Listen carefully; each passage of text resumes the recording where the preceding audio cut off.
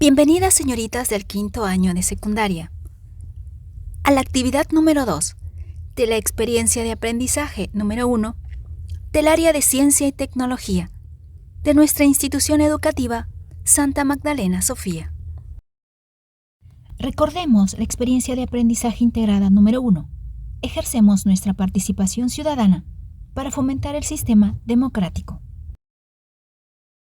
La actividad 2 se denomina Explicamos los factores que generan problemas ambientales en nuestra comunidad.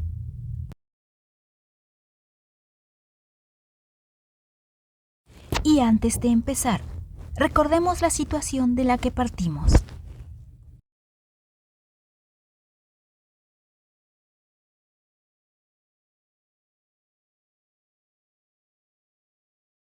Para solucionar los problemas ambientales de nuestra comunidad, recordaremos lo que son ecosistemas. Hablaremos de los factores, así como también de las características, de sus tipos y de los factores físicos y químicos que pueden alterar el equilibrio ambiental en nuestra comunidad.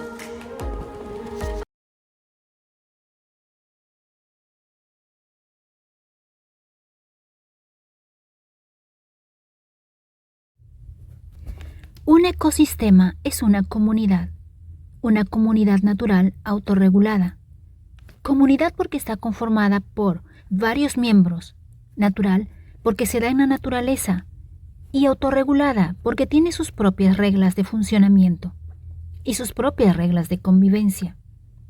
Allí habitan organismos vivos que interactúan unos con otros y estos organismos también interactúan con el medio físico que los rodea. El término ecosistema fue acuñado por el ecólogo británico Arthur Tansley.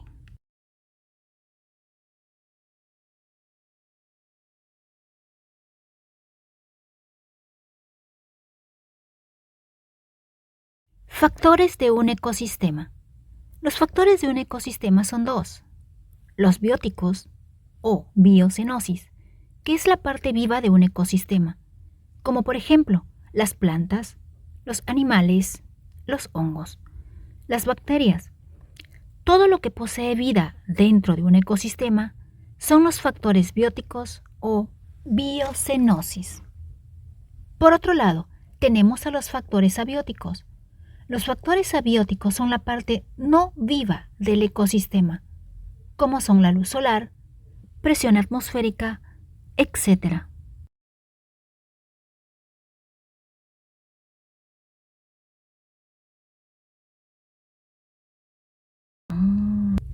Recordemos que los factores bióticos son los miembros vivos de este ecosistema. Entre ellos tenemos a los productores. Los productores son autótrofos que son capaces de generar su propio alimento a partir de sustancias simples con la ayuda de la luz solar. Recordemos a los seres vivos capaces de producir su propio alimento a través de la fotosíntesis. Sí, hablamos de las plantas, las cuales son autótrofas y la base de la cadena alimenticia. Como productores, tenemos, además de las plantas, a las algas y las bacterias. Luego tenemos a los consumidores. Los consumidores son heterótrofos. No pueden producir su propio alimento y por lo tanto se alimentan de otros seres vivos. Y tenemos aquí a los tres tipos de consumidores. Consumidores primarios o herbívoros. Consumidores secundarios o carnívoros. Y los consumidores terciarios. Y el tercer tipo de factor biotipo o de seres vivos son los descomponedores. Son aquellos que se alimentan de materia orgánica en descomposición, provenientes de otros seres vivos, como hojas secas, cuerpos de cadáveres, etc. Tenemos como ejemplo a los hongos y a las bacterias.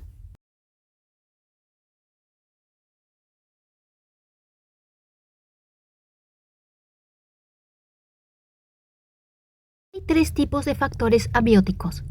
En primer lugar tenemos los sidéricos.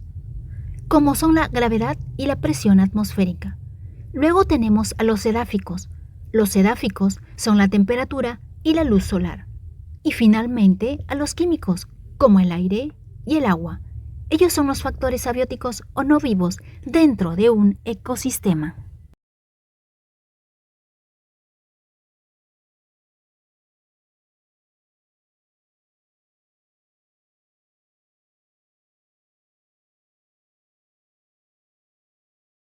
Características generales de un ecosistema.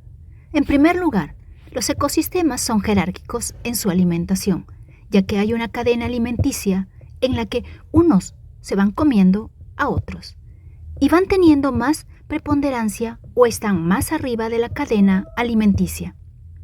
Luego, podemos decir que los ecosistemas están basados en relaciones entre los miembros de un ecosistema, de una misma especie, entre los miembros de distintas especies y también entre los miembros totales y el medio ambiente que los cobija. Los seres que allí habitan dependen unos de otros. Hay un equilibrio óptimo entre los seres vivos y su medio ambiente. Por lo tanto, hay una constante transmisión de energía de unos a otros, del ambiente a los seres vivos. Los seres vivos se adaptan al clima y al medio que los rodea. Tiene patrones de temperatura y precipitación. Todo ecosistema tiene un patrón casi constante de clima en general y de temperatura para que la vida pueda ser acogida de una forma permanente.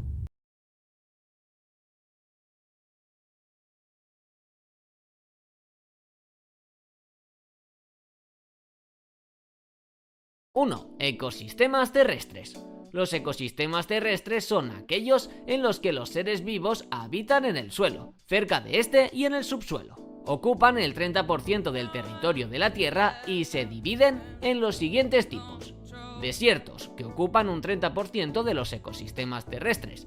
Sabanas y pastizales tropicales, como estepas, praderas y herbazales, que ocupan un 20%. Selvas, con un 23%. Bosques templados y tundras, con un 17%. Y por último, entre los ecosistemas terrestres también están las zonas de cultivo que ocupan el 10% restante. 2. Ecosistemas acuáticos. Los ecosistemas acuáticos se caracterizan por la presencia de agua como componente físico principal. Este agua puede ser dulce o salada, por lo que encontramos dos tipos de ecosistemas acuáticos. Los ecosistemas marinos son todos aquellos ecosistemas de agua salada, como los océanos, mares, arrecifes, aguas someras litorales, estuarios y lagunas costeras de agua salada. Los ecosistemas dulceacuícolas son todos aquellos que, como su nombre indica, son de agua dulce. En este subtipo de ecosistemas encontramos lagos, estanques, ríos.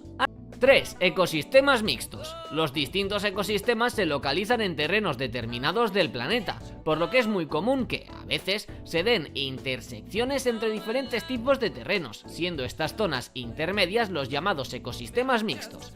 Pueden estar formados por terrenos de agua y tierra o bien de tierra y aire. Los principales tipos de ecosistemas mixtos que existen en la naturaleza son los siguientes: humedales, manglares, marismas y costas. 4. Ecosistemas artificiales. Los ecosistemas artificiales, también conocidos como antrópicos o humanizados, son ecosistemas no naturales. Esto significa que incluyen todos los terrenos que han sido cambiados por la acción del ser humano. Los principales tipos de ecosistemas artificiales son los siguientes: ecosistemas urbanos, ecosistemas agrícolas o agropecuarios y ecosistemas de presa o embalse. Organismos de un ecosistema. Y para finalizar, redescubriremos uno de los ecosistemas más representativos de nuestra región, los humedales.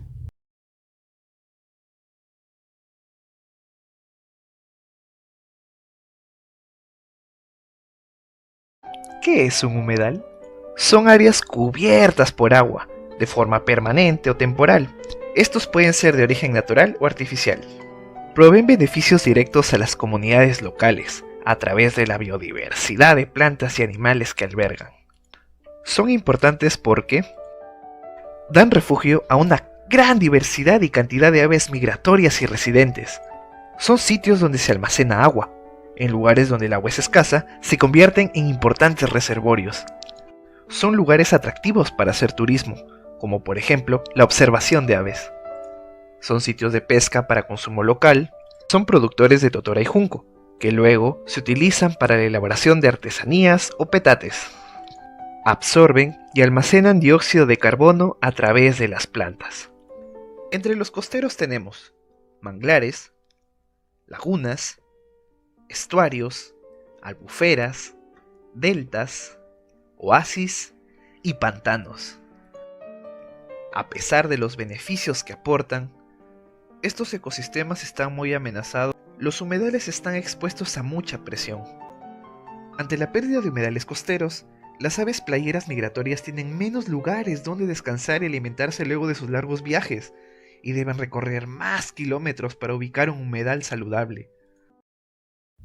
A continuación, tomamos lectura del texto. ¿Por qué son importantes los factores físicos y químicos en los ecosistemas? Respondemos a las preguntas y completamos el cuadro.